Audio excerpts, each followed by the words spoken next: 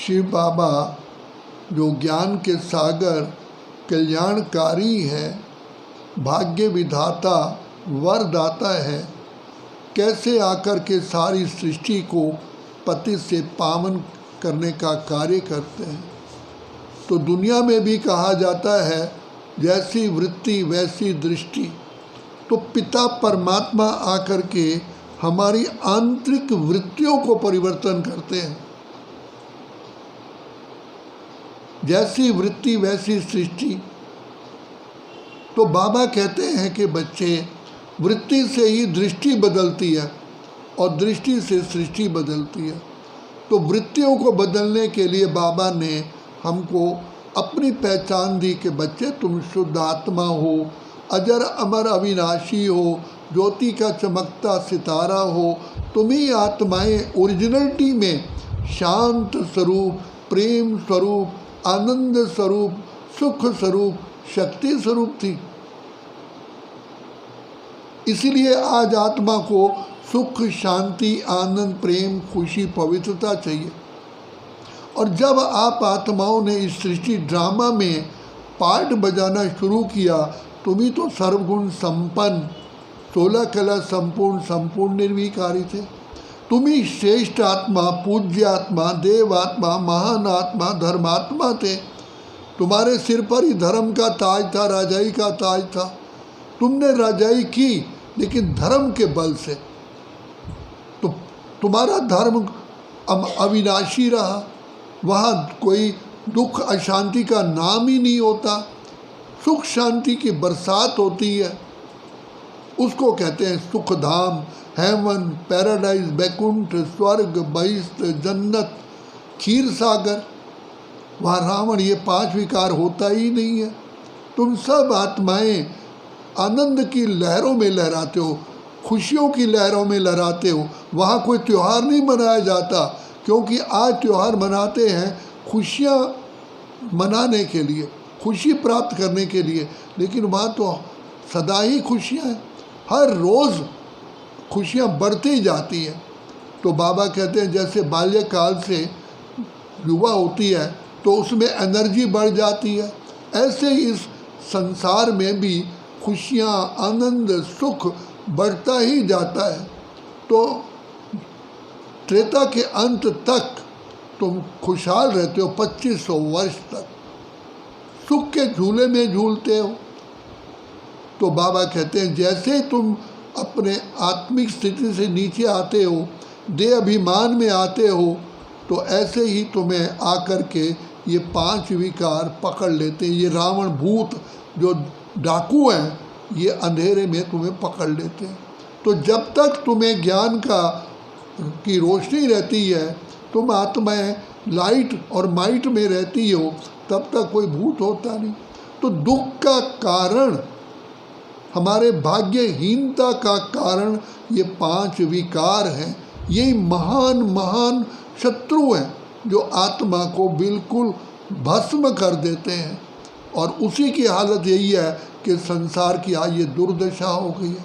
जो मानव था, मानव जो देव था, वो मानव और मानव से दानव बन गया है।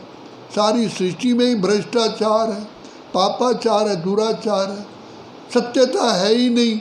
तो पिता परमात्मा कहते हैं मैं आकर के तुम्हें सबसे पहला सत्य ज्ञान देता हूँ। तुम शुद्ध आत्मा हो, अजर अमर अविनाशी हो।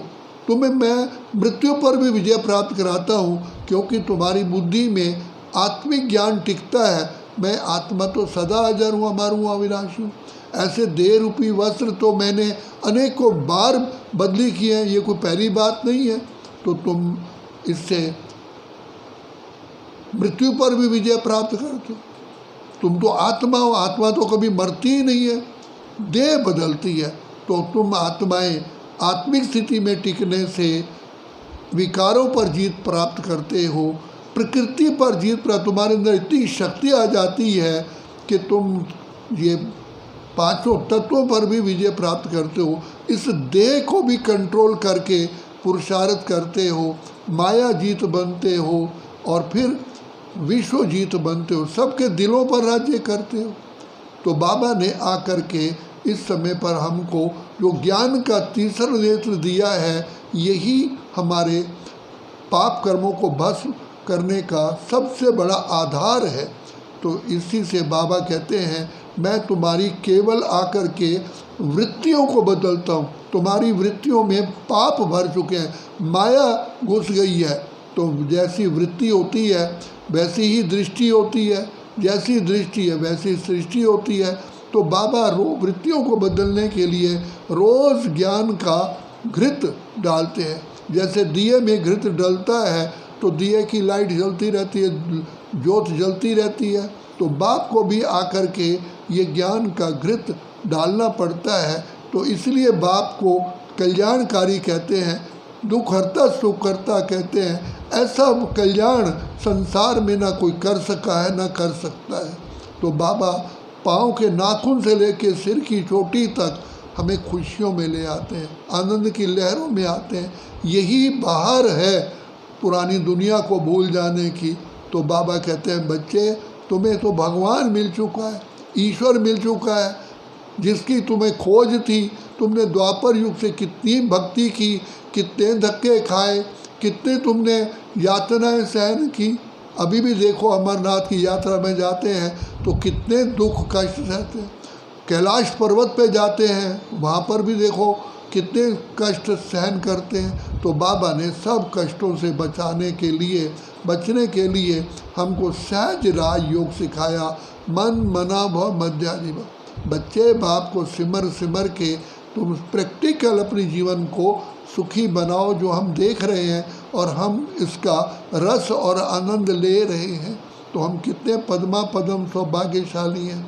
ये हमारे ही नसीब में है बाबा को पहचानना और बाबा से वरदानों से झोली भरना। तो यही बाबा कहते हैं, जैसे ही बाप को तुम याद करते हो सारी दुनिया ही भूल जाती है, देह के नाते सब भूल जाते हैं। तो यही बहार है दुनिया को भूल जाने की, जिससे कि हम बाबा से सद्गति को प्राप्त करते हैं। खुशियों की रिमझिम हमारे अंदर होती रहती है। तो यही समय है बाबा से वरदान पाने का। अच्छा, ओम शांति।